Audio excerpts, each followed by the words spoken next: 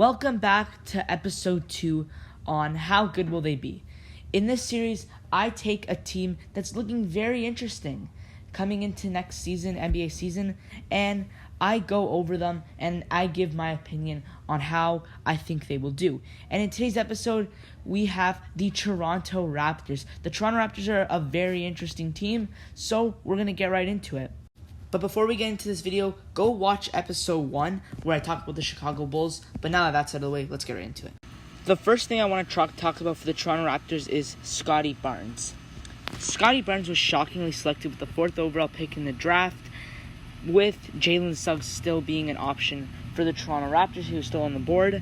And I'm not going to go full in-depth on this because I actually have a video about that out on my channel. The link is in the description. Go check that out. But I do think that Scottie Barnes will be a 6th man for the Raptors because whether he plays small forward or power forward, they already have OG and Siakam there, and he'll just be a 6th man. But it definitely adds to the Raptors bench mob. They have a great bench, and I'll get to that later on.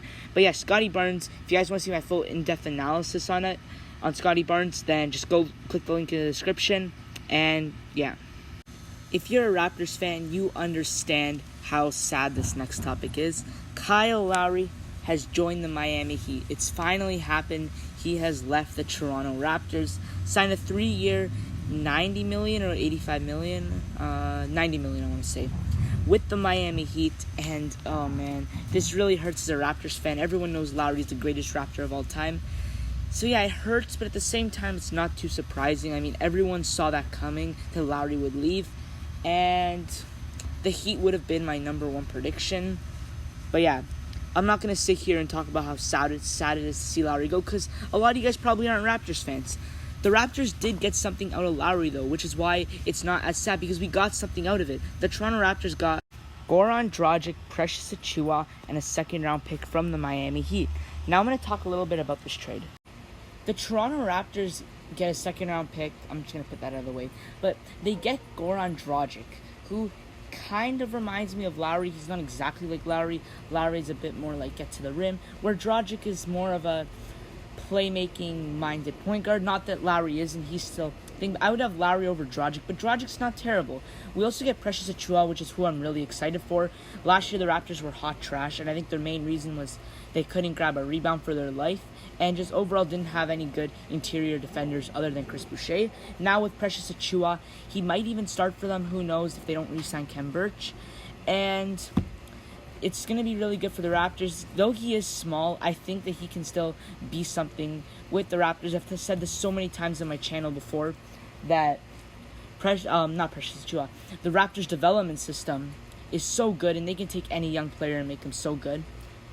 But yeah, I would say Miami won this trade, but it's really close, honestly, because the Heat just got Lowry.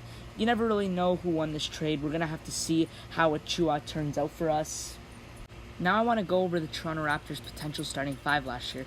Now this team looks a lot better than last year, because even though they lost Lowry, I think they're going to be a bit better. Because last year in Tampa Bay, they had all their COVID, and they couldn't play in Toronto, and they were injured half the year. But now they're coming back to Toronto, most likely, and I think they're going to be good. They might still struggle on the rebounding end, but I think Achiuwa might fix it a bit. And now I want to go over their potential starting 5. Before I get into the starting lineup, please note that this is if we don't re-sign Birch. Though it is, I guess it's likely we re-sign him. I'm just going to say we don't. Okay, here's my starting lineup. So at point guard, I think the Toronto Raptors are going to start Fred VanVleet. At shooting guard, they're going to start Gary Trent Jr.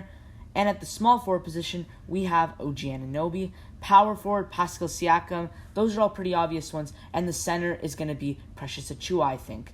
And we have a pretty good bench, too. We have sophomore Malachi Flynn, along with Chris Boucher, played great last year. We also have rookie Scottie Barnes. And like I said, this is assuming they don't re-sign Birch.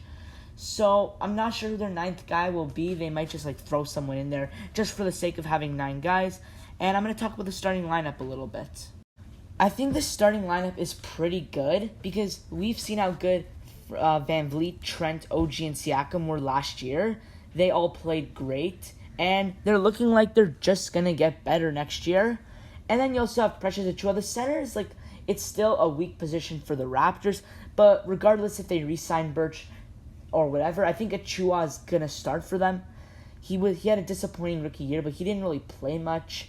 So I think Toronto is where he'll really break out, average maybe 15 and 10. And I really hope for the Raptors their rebounding numbers change, because the Raptors could never grab a rebound for their life. If they shot the ball, they only got one opportunity because they knew they weren't going to get an offensive rebound.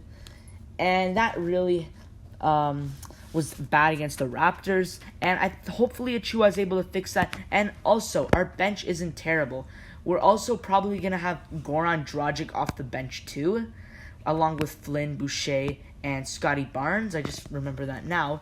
But this bench looks pretty good too. You have three great playmakers, Scotty Barnes, Goran Dragic, and Malachi Flynn, along with Chris Boucher, who just had a breakout year last year.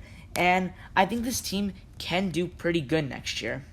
Overall, I think that this team can make the playoffs. I think they're going to avoid play-in tournament. But with that being said, I think they'll be maybe a 5 or 6 seed, because the East is looking really good next year.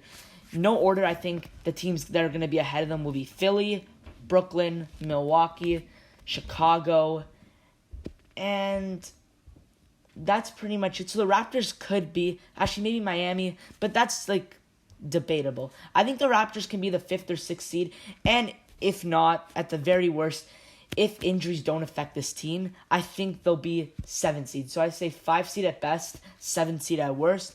But yeah, the Toronto Raptors also have one of the best, top 3 probably, or top 5 now, coach in Nick Nurse, along with probably the best president in the NBA, Masai Ujiri. So that is also going to play a part if they want to do a midseason trade, acquire a real center.